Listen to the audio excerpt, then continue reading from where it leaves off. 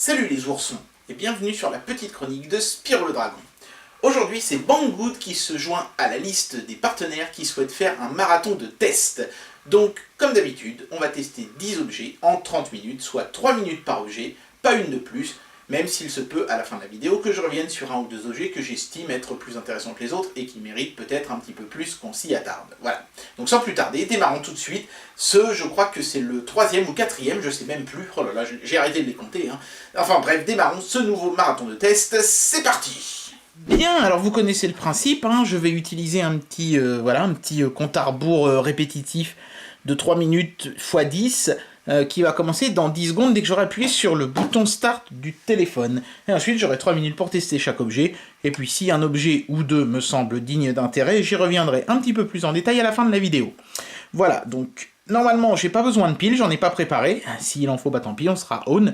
Par contre il me fallait une lampe électrique, je l'ai préparée, on verra ça un petit peu plus tard. C'est parti! Oh putain, ça commence avec une très grosse boîte, puisqu'il y a dans cette grande boîte en carton, oh regardez ça, une petite guitare, hop! Encore une fois, je suis assez épaté par la grande diversité des produits qui sont proposés sur ces sites-là. Banggood ne fait pas de dérogation. C'est une guitare, ça a l'air d'être du vrai bois, hein. Ouais, la résonance a l'air plutôt pas mal. Alors c'est peint avec des espèces de petites paillettes noires. Bon, on aime ou on n'aime pas. Hein. Je suis désolé, hein, je pourrais pas faire rentrer la caméra complète dans le cadre. Mais les finitions n'ont pas l'air dégueu. Les cordes, ça m'a l'air d'être des cordes en acier. C'est affreusement désaccordé, mais ça il fallait s'y attendre. Alors est-ce qu'on peut l'accorder justement ? Ah ouais, pas mal.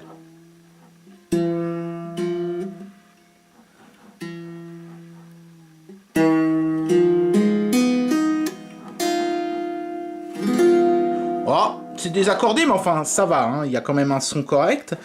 Je pense que pour apprendre le... Est-ce que c'est un banjo ou un ukulélé? C'est un ukulélé, ça, non? Je crois qu'il y en a un des deux qui est un peu plus grand que l'autre. Ouais, ça doit être un ukulélé, ça.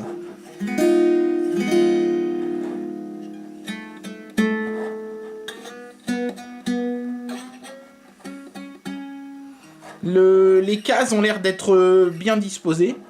Donc, bon, bah voilà, hein, c'est une guitare, hein, qu'est-ce que vous voulez que je vous dise de plus alors oui, bah, on va peut-être regarder quand même un petit peu le système de fixation des cordes.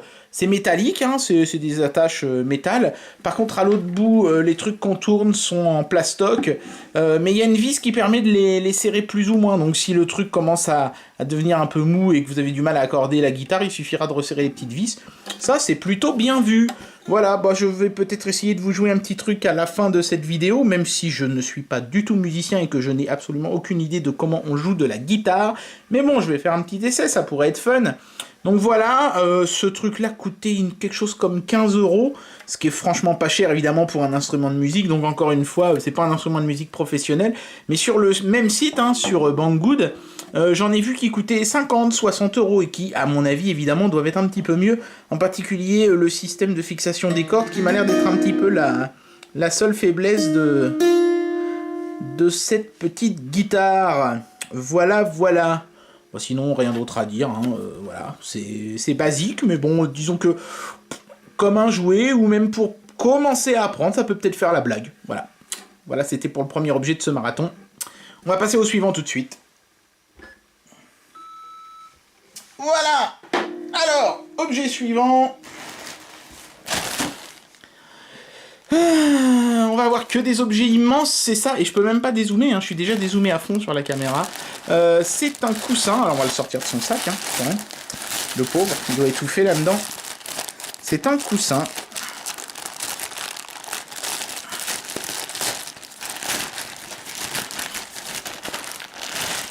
En forme de smiley caca. Vous voyez, hop, avec la petite pointe. Alors, c'est la version fille, hein, puisqu'il y a un petit nœud dans les cheveux.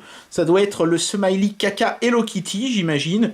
Ou alors, c'est ce que chie Hello Kitty, des smiley caca avec un nœud rose dans les cheveux. Enfin, dans le caca. Voilà, alors il a les grands yeux qui brillent. Notre caca et un grand sourire et il est... Il est intimidé, regardez, il rougit, le caca, c'est mignon. Même si, en vrai, hein, si votre caca rougit, foncez voir un médecin parce que ça, c'est pas mignon du tout, hein, je précise quand même. En termes de qualité, c'est pas mal. C'est bien rembourré. Parce que souvent, les peluches un peu cheap chinoises, ils font des économies sur le rembourrage. Et c'est pas un rembourrage dégueulasse qui craque, genre des bouts de polystyrène ou, je sais pas, des gravats qui ont été fourrés à l'intérieur. Non, là, ça m'a l'air d'être une espèce de coton, vous savez, ces chutes de mousse PU, là. Les coutures sont bonnes, il n'y a pas de miasmes ou de choses comme ça qui en sortent. Ça a l'air pas mal. Le nœud, il est attaché avec une sorte de petite attache métallique, donc c'est bien. Par contre, est-ce que c'est aux normes pour les gamins? Je pense pas. Hein. C'est plutôt un objet décoratif. Donnez pas ça à un enfant en bas âge, ce serait quand même dangereux. Hein, je précise parce que voilà, on sait jamais. Il y a des gens qui pourraient dire, oh c'est marrant ça, on va le mettre dans le berceau du gamin, ça va être fun et tout. Non.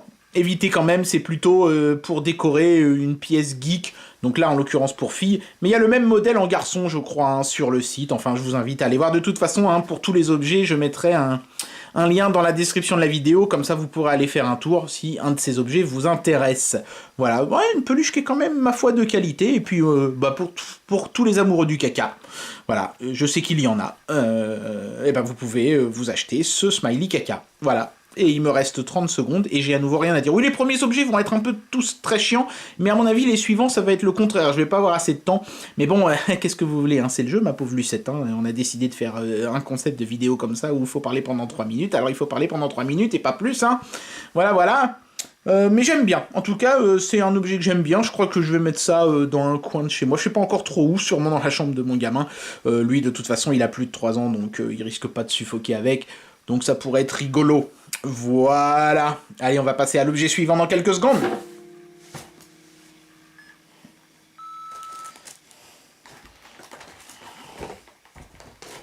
On va prendre celui-là. Hop là! Une souris verticale. Alors, qu'est-ce que c'est? C'est une souris et elle est verticale. Hein. A priori, ça vous aviez compris. Mais quel est l'intérêt d'avoir une souris verticale, me direz-vous? Hop, il y a un petit CD de driver, quelque chose. Non, que dalle. Un petit mot sur l'emballage quand même. Il y a beaucoup de figures. Hein. La figure 1, a priori, n'est pas bonne. Ni la 2, ni la 3, ni la... la 3 est bonne, pardon. La 4 aussi. Et la... 5. Elle est bonne aussi. Très bien. Ouais, donc vous l'avez compris, en fait... on vous explique que c'est mieux pour vous. Sauf que le problème, c'est que quand je regarde la photo, par exemple, là, je m'aperçois que ce qui pose problème, c'est qu'il n'y a pas d'appui-tête. Là, il y a un appui-tête, et du coup, tout va bien. Donc, en fait, on dirait plutôt que ce sont des schémas qui correspondent à celui d'une chaise qu'à celui de la souris. Est-ce qu'ils sont allés chercher des figures génériques et qu'ils les ont collées sur l'emballage? Il y a de fortes chances. Là, par contre, je pense que c'est quelque chose qu'ils ont fait eux. Voyez, vous avez votre bras qui est tordu avec des éclairs rouges qui sortent sur une souris traditionnelle, alors que là, vous avez des petites flèches vertes et tout va bien dans le meilleur des mondes. Ah, c'est beau la technologie quand même, hein. Il y a des trucs marqués en français dessus. Cette souris est une dynamique qui permet d'éviter une ennuyeuse sueur des doigts. La tension et la pression de certaines parties du bras et la main sont typiques de l'évolution des travaux pénibles dans un bureau ou une usine. Il convient également de jeux pour les toxicomanes. Non, c'est pas des conneries, c'est vraiment marqué ça, là, pour les toxicomanes et les autres technology freaks. À mon avis, ce sont des toxicomanes qui ont fait cette boîte. C'est la seule explication. C'est à peu près la seule raison pour laquelle ce mot irait traîner là. Donc, voilà la souris en elle-même. Donc, c'est une souris filaire, hein, vous avez remarqué, en USB. Voilà, donc brillante, avec des boutons qui, eux, sont plutôt satinés. Il y a une molette. qui est cliquable. Il y a des boutons précédents et suivants. Et donc, on est supposé tenir la souris comme ça. Hop, voilà. Et on a les boutons qui tombent comme ça. La molette de la souris, il faut la faire avec le majeur. Ça, c'est un peu fatigant. Par contre, ça risque de vous fatiguer la main, ce qui est un peu embêtant pour une souris qui est supposée être ergonomique. Mais ça va.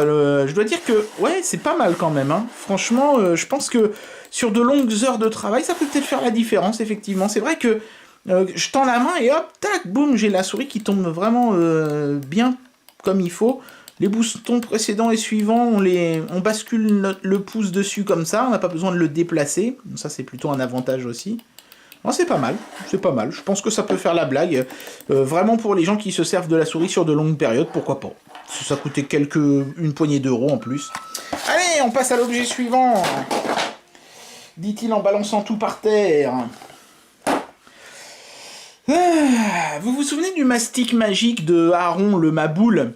J'avais mis ça, je crois, dans le tout premier calendrier de lavement, il me semble. Et ben, c'est une version chinoise, déjà, d'une, et magnétique de deux.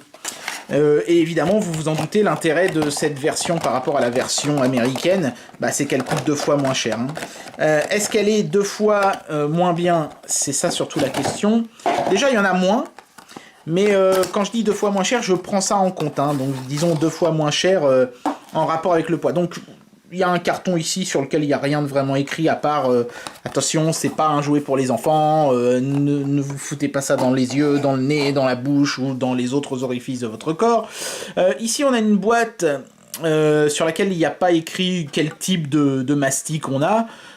Et en fait, cette boîte est vide à l'exception d'un petit aimant qui se trouve dans le fond, un petit aimant néodymium qui colle, hein, puisque la boîte elle est en métal ferreux apparemment. Donc je vais garder le petit aimant ici pour le moment. Hop, ça vous le voyez bien dans le coin là. Et ensuite on a cette espèce de petit machin qui sert juste en fait pour la présentation, parce qu'après vous mettrez le mastic dans la boîte a priori. Hein. Et en fait, hop, là-dedans on a notre fameux mastic. Alors, déjà, de prime abord comme ça, est-ce que j'ai bien tout pris? Oui. Déjà, de prime abord comme ça, le toucher est un petit peu moins agréable que celui de la version américaine. C'est pas catastrophique, hein, ça va, hein, ça se laisse manipuler, ça reste quand même assez fun à manipuler. On retrouve les caractéristiques élastiques du truc, c'est très marrant. Hein. C'est pas comme de la pâte à modeler, c'est plutôt comme une espèce de boue visqueuse extrêmement gluante, mais qui laisse pas de traces sur les doigts. Par contre, le toucher est un petit peu plus graisseux que la version américaine, et ça je pense que c'est parce que la formule est un petit peu moins équilibrée, parce que pour ceux qui savent pas, hein, le mastic magique c'est un mélange d'acide borique et d'huile de silicone. Donc si on met un petit peu trop d'huile de silicone, ce qui est en général ce qu'on fait sur les versions low cost parce que c'est moins cher que l'acide borique, on se retrouve avec un truc qui a forcément un contact un petit peu graisseux. Et alors le petit aimant il sert à quoi? Et ben en fait, si cette pâte est noire, c'est parce qu'elle est infusée d'oxyde de fer. Et donc, si je porte l'aimant à proximité, hop, regardez bien, tac, il va se faire engloutir dans la pâte. Regardez, je vais zoomer dessus. Pas trop. Voilà, sinon il n'arrive plus à faire le point. Et en fait, l'aimant est littéralement avalé par la pâte. Regardez, il va entièrement disparaître à l'intérieur. Et voilà, et c'est juste extrêmement fun. Ah, c'est déjà le moment de tester le produit suivant. Hop. Je vais quand même me donner le temps de refermer ça pour pas en foutre partout. Hop là, dégage-toi. Et c'est le moment de tester le produit suivant.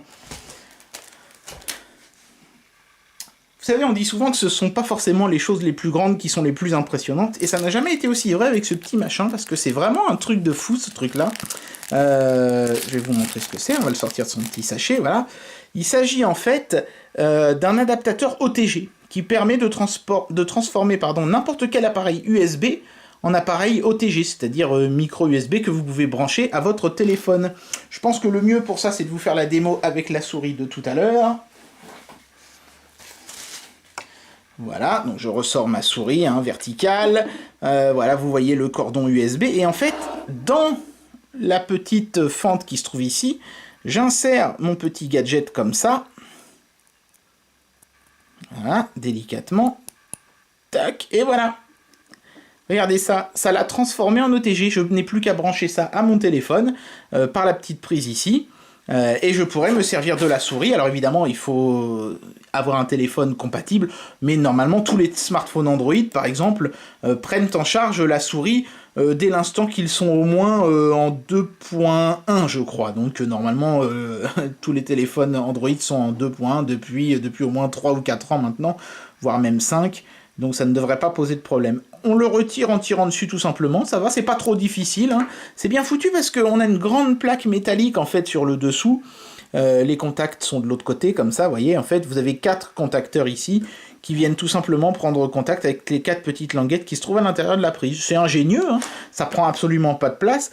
J'ai presque envie même de dire que c'est la faiblesse de sa force, cette petite taille, parce que bah du coup on risque de le perdre. Voilà, donc il faudra faire attention à pas paumer ce machin là, le remettre par exemple dans son petit sachet une fois que vous avez fini de vous en servir. Par contre ce qui est dommage c'est qu'ils nous ont pas donné un sachet refermable, c'était vraiment le genre d'objet sur lequel ça aurait eu du sens. Parfois ils nous en mettent sur des trucs on se dit que ça sert à rien, et là en l'occurrence ça aurait plutôt été utile. Enfin bon, je dois en avoir pas mal qui traînent, mais voilà, ce serait mon seul petit reproche de ce truc là, c'est que c'est si petit qu'on risque de le paumer. Par contre si vous vous servez toujours du même appareil OTG, je sais pas, vous avez une grosse clé USB de 128 Go chez vous, et vous comptez laisser ce truc là en permanence dessus, bon bah là il n'y a pas de danger de le perdre. Une fois qu'il est attaché à la prise USB, il tient très solidement, voilà. J'avais trouvé ça ingénieux, puis je me suis dit, tiens, ce serait intéressant de vous le montrer. Donc pour les gens qui ont, par exemple, une grosse clé USB ou une souris ou un machin comme ça, et ils se sont toujours dit, ah putain, c'est quand même dommage que je puisse pas m'en servir sur mon appareil, et puis j'ai pas envie de mettre un gros câble OTG qui prend de la place, qu'il faut trimballer et tout, et ben vous mettez ça dans la prise USB, et le tour est joué. Objet suivant. Voilà, certainement l'objet le plus cher de ce marathon, pardon, puisqu'il s'agit d'une enceinte Bluetooth qui coûte un petit peu plus d'une trentaine d'euros, je crois. Hein. Jusqu'à présent, tous les objets que je vous ai montrés coûtaient aux alentours de 15 € ou moins.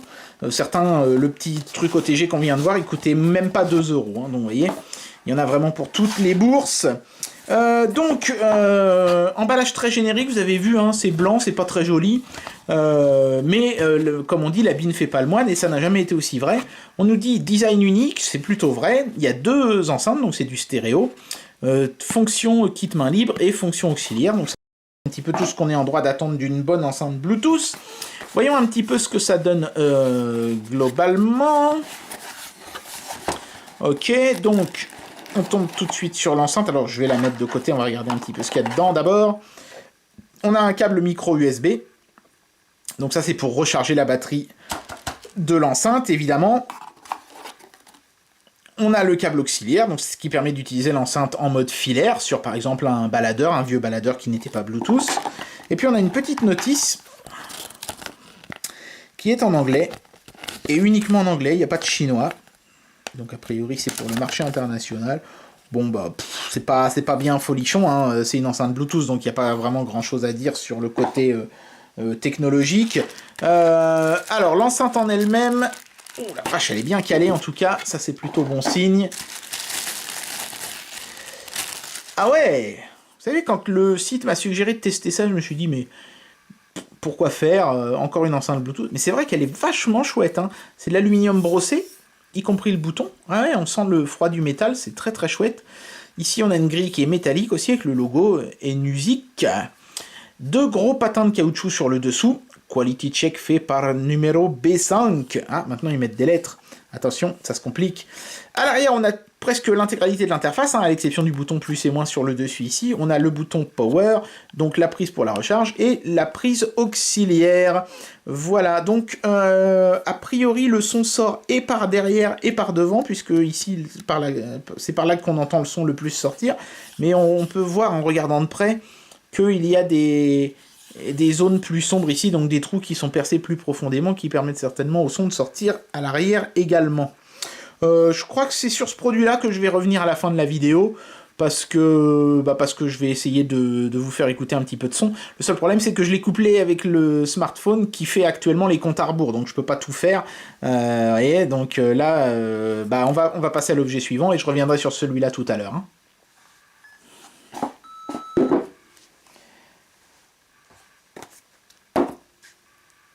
là là là là là là là, les tests se suivent et se ressemblent.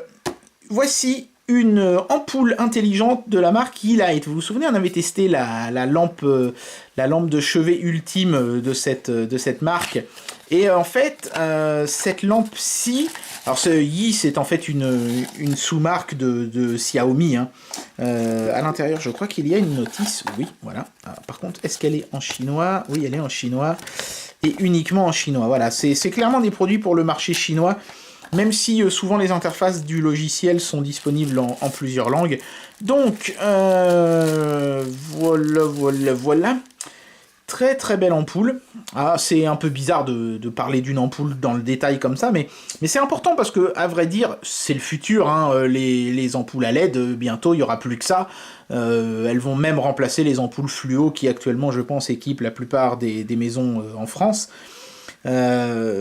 Donc celle-ci a la simple particularité, depuis le smartphone, de pouvoir faire varier son intensité, c'est-à-dire qu'on peut la mettre plus ou moins forte, mais par contre on peut pas faire un blanc plus chaud ou un blanc plus froid, c'est un blanc neutre, un petit peu chaud qui sort de cette ampoule. Donc le mieux c'est peut-être que je vous l'allume, à défaut de pouvoir la contrôler, puisque encore une fois l'application est installée sur ce smartphone. Pareil, j'y reviendrai peut-être à la fin de la vidéo, on verra. Je peux peut-être vous la faire marcher, voilà, j'ai une petite lampe ici, tac, on va visser l'ampoule dedans, si on y arrive.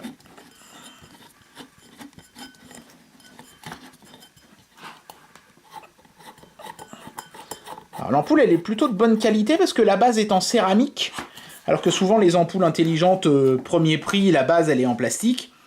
Donc c'est pas mal la céramique parce que vous voyez ça éclaire fort, hein. C'est une ampoule qui dégage 600 lumens je crois, donc c'est quand même assez balèze. Évidemment après le caméscope adapte la luminosité, donc vous avez eu l'impression que ça a baissé là, mais ça va pas baisser, hein. C'est simplement le caméscope qui a donné cet effet là. Donc après on peut faire varier l'intensité lumineuse si on trouve que ça éclaire trop fort par exemple, pour la réduire via l'application, mais ça je vous montrerai après. Voilà, donc je vais la défaire l'ampoule. Alors j'ai eu un peu de mal d'ailleurs à faire marcher l'application parce que certains éléments de l'appli sont pas traduits et sont en chinois. Je vous montrerai ça en détail, mais belle ampoule, on voit bien les finitions sont nickel, hein, au niveau de la jointure notamment. Donc tout ça en fait c'est du céramique. C'est pas facile de vous le montrer, mais croyez-moi sur parole. Voilà, on peut voir le logo, E-Light, etc. Donc voilà, vous voyez, 600 lumens, c'est marqué là. La température du blanc est là, hein, 4000 Kelvin. Et ça consomme à 8 watts, en fait c'est 7 fois 1 watt. Et puis il y a 1 watt pour le petit module Wi-Fi. Alors c'est du Wi-Fi, hein, c'est pas du Bluetooth sur cette ampoule-là, donc qui permet de contrôler l'ampoule à distance. Voilà. Allez, objet suivant.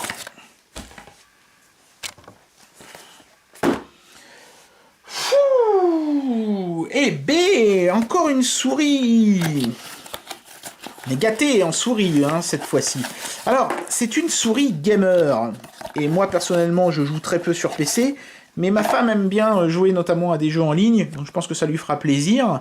151 grammes. Voilà, ça marche sous tout un tas de systèmes d'exploitation. Donc, on a une notice qui est en chinois d'un côté. Et en anglais de l'autre, peut-être, non? Non, c'est du chinois partout, j'ai l'impression. C'est encore une fois... Ah bah non, à chaque fois, on a le chinois et la traduction anglaise en dessous. D'accord, c'est comme ça qu'ils ont fait. Bon, alors, je me suis un petit peu renseigné. Hein, d'ailleurs, il y a un CD, vous voyez, avec l'application de la souris. Je vais vous mettre là en insert sur l'écran des photos d'écran que j'ai prises. L'application, elle est pas mal foutue. Et la souris, d'ailleurs, en elle-même est pas mal foutue aussi, hein. Et pourtant elle était franchement pas chère, hein, pour une souris gamer. Vous voyez qu'elle tape quand même pas mal la classe. Enfin faut aimer le style Goldorak, hein. C'est pas trop mon trip à moi à vrai dire.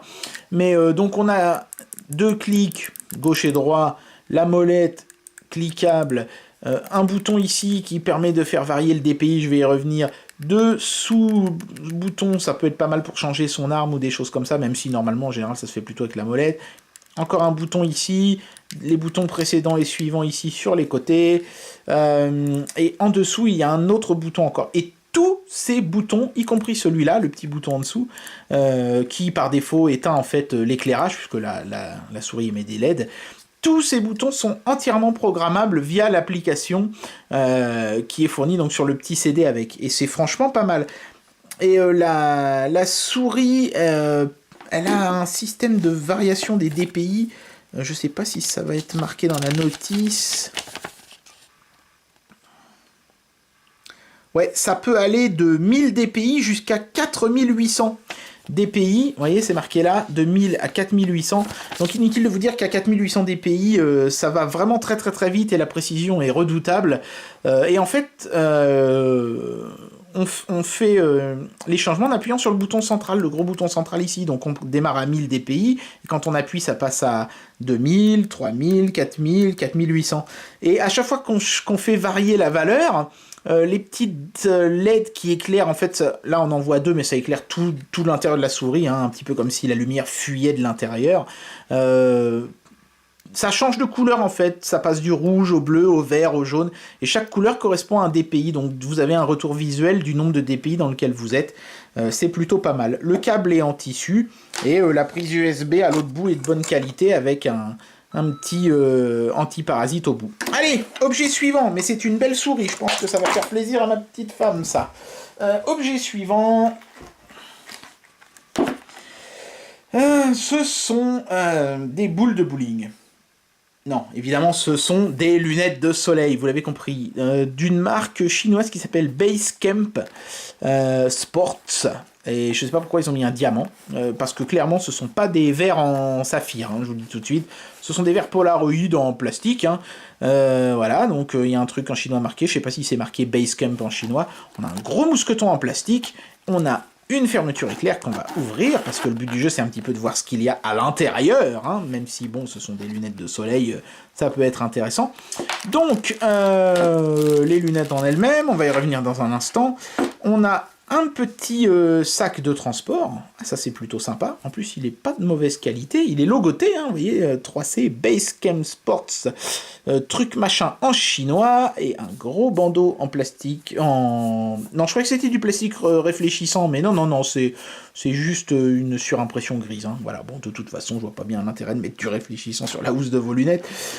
Et puis on a une chiffonnette qui encore une fois est de belle qualité. Encore une fois logoté, il y a le site web de la marque, basecamp.cn, donc ils sont assez fiers d'eux, ils ont même mis leur numéro de téléphone, leur logo, ici. Je pense que c'est pas 3C, hein, c'est BC, Basecamp, j'imagine, hein, enfin... Ou alors c'est un gars qui... C'est un gars qui fait « ouais » et qui a un très long... Non, c'est marqué BC. Voilà. Et donc les lunettes en elles-mêmes sont un petit sachet en plastique... Ça fait un peu penser à des lunettes pour faire du ski. Eux, sur le site web, ils disaient que c'était pour faire du vélo. Ouais, on a presque une tête de martien avec ça sur la tête, ou en tout cas d'astronaute. Les branches et le corps de la lunette sont en plastique. Il y a des vis qui maintiennent les verres dans les branches, donc ça c'est plutôt pas mal. Il y a une grosse bandelette de caoutchouc là pour que ce soit confortable sur le nez. Il y a du caoutchouc aussi au bout des branches, on peut voir. Bon, ça reste des lunettes entrée de gamme, hein, c'est pas une qualité de fabrication digne d'une paire de Ray-Ban, mais c'est pas mal non plus, hein, je veux dire, elles sont UV 400 apparemment, donc ça c'est plutôt pas mal, ça veut dire qu'elles vous protégeront bien du soleil. Je vais les mettre et puis je vais vous dire ce que j'en pense niveau confort. En tout cas, elles sont très légères, ouais, c'est pas mal.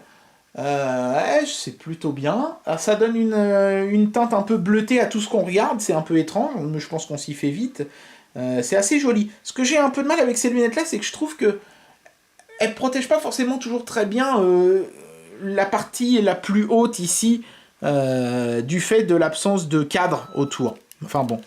Voilà, donc il est déjà temps de passer au dernier produit de ce fantastique marathon.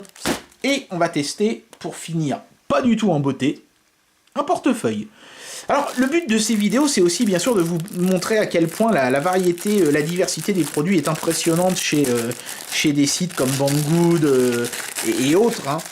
Ils vendent vraiment de tout, hein. Vous avez vu, on a vu des jouets, on a vu de la pâte à modeler, on a vu des enceintes Bluetooth, on a vu des lunettes de soleil. Et là, aujourd'hui, on voit un accessoire de mode, le portefeuille. Donc c'est un portefeuille en simili-cuir, hein, c'est pas du vrai cuir. Comme ça, de prime abord, la qualité de fabrication a l'air plutôt bonne. Les coutures sont plutôt pas mal. La fermeture éclair, elle a l'air costaud. Voilà, il y a des boutons pression, tac. Ce que j'aime bien dans ces portefeuilles-là, c'est qu'on peut mettre beaucoup de cartes. Parce que c'est souvent un petit peu le problème que j'ai, moi, avec mon portefeuille, c'est que je suis obligé de mettre 3 ou 4 cartes par fente, et ça finit par bousiller le portefeuille. Là, on peut en mettre quand même 6, 12. c'est pas mal. On peut mettre aussi 2 cartes SD, là il y a un petit emplacement pour mettre des cartes mémoire, c'est pas idiot. Là on peut mettre ses papiers d'identité, ici et là j'imagine. Voilà, bon bah ça c'est plutôt simple. De l'autre côté, on a une fermeture éclair qui nous dévoile en fait des compartiments dans lesquels vous pourrez mettre vos bifetons. Et ici au centre, hop, il y a un petit porte-monnaie dans lequel vous pourrez mettre vos petites piécettes. Voilà, la qualité de fabrication est quand même plutôt bonne, en tout cas sur l'intérieur. Par contre, à y regarder de plus près, je suis pas spécialiste de la maroquinerie, hein, mais à y regarder de plus près, il y a un petit truc qui m'embête un petit peu, moi. C'est que c'est pas cousu sur les bords, c'est thermo-collé en fait, c'est-à-dire que, en fait, la bordure ici, je sais pas si en zoomant très fort, on va peut-être voir, elle fait pas partie du cuir, ouais, je pense que ça se voit bien là. On voit bien que c'est pas la même matière, en fait c'est une sorte de plastique qui a été fondu sur la bordure du cuir pour coller ensemble l'intérieur et l'extérieur du portefeuille. Alors comme ça, de prime abord, ça a l'air d'avoir été fait avec soin, mais je pense qu'au bout de 2 ou 3 ans, le portefeuille risque de commencer sérieusement à s'effilocher dans les coins à cause de cette technique qui est clairement pas une technique de maroquinerie haut de gamme. Hein. Il y a encore une grande poche à l'arrière qui s'ouvre elle aussi avec une fermeture éclair et dans laquelle vous pourrez cacher vos documents importants, j'imagine. C'est pas mal. En tout cas, il y a pas mal de compartiments. La qualité est plutôt bonne. C'est du faux cuir, mais il est de belle qualité. C'est pareil, hein, ça vaut pas très cher ces machins-là. Donc si vous vouliez vous acheter un portefeuille, celui-là il est un peu massif, hein, mais ils en montrent toutes les tailles, dans lequel vous pouvez mettre beaucoup de cartes de visite ou de cartes de crédit. Ça peut être pas mal, ces petits portefeuilles chinois. Moi j'ai un portefeuille chinois depuis des années, il a bien vieilli, donc pourquoi pas celui-là, hein, après tout.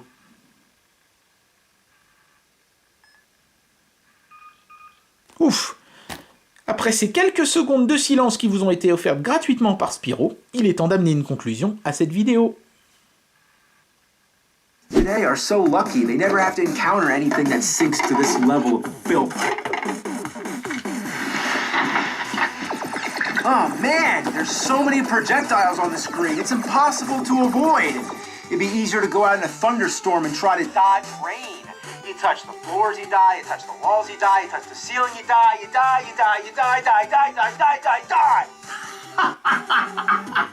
So there's this guy on the internet called the Angry Video Game Nerd, and he claims that he's to give closure on all the ruined Je sais pas si je peux childhood. monter le son plus fort. Your accuracy in this game has to be so precise that hitting your mark is like trying to piss into a shot glass that's spinning on a record player that's strapped to a running cheetah's back while you're riding on a unicycle blindfolded. In other words, it's pretty hard. They just want... Bien, alors je voulais aussi revenir rapidement sur la lampe connectée de chez Xiaomi, là, hein, la Yi Light Bulb, donc ici dans sa version blanche, puisqu'il en existe une version multicolore. Je sais pas si j'aurai l'occasion de la tester, celle-là, dans une autre vidéo, j'espère.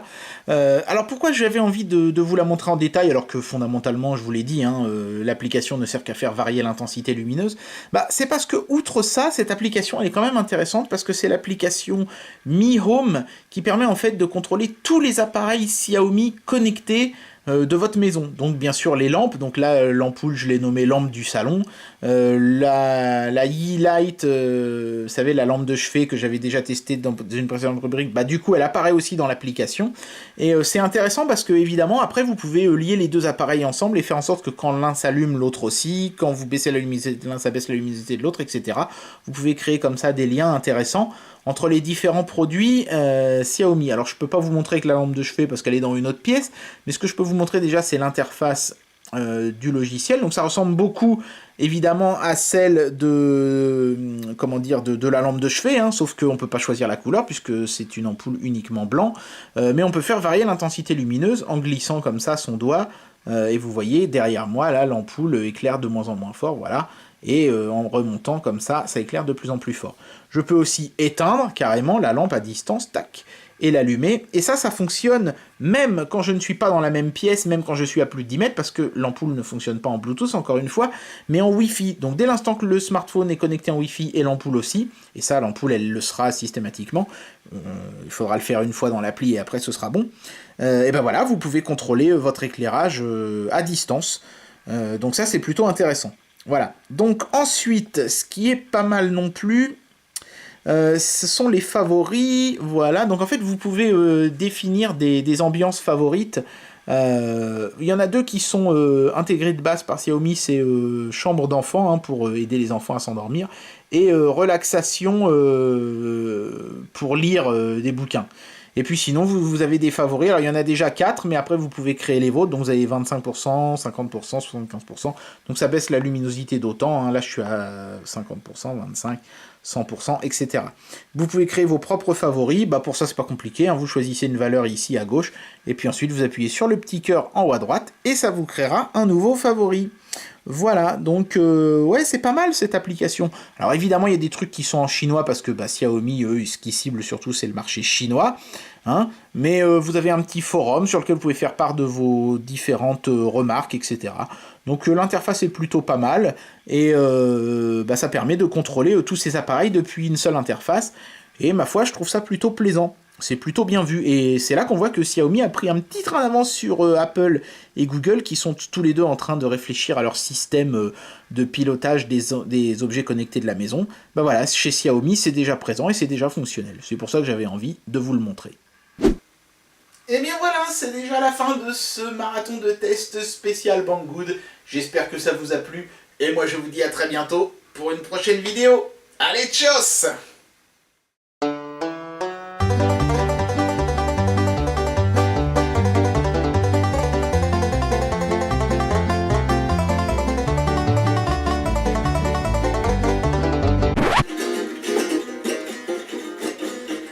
Mais non mais René, coupe pas la musique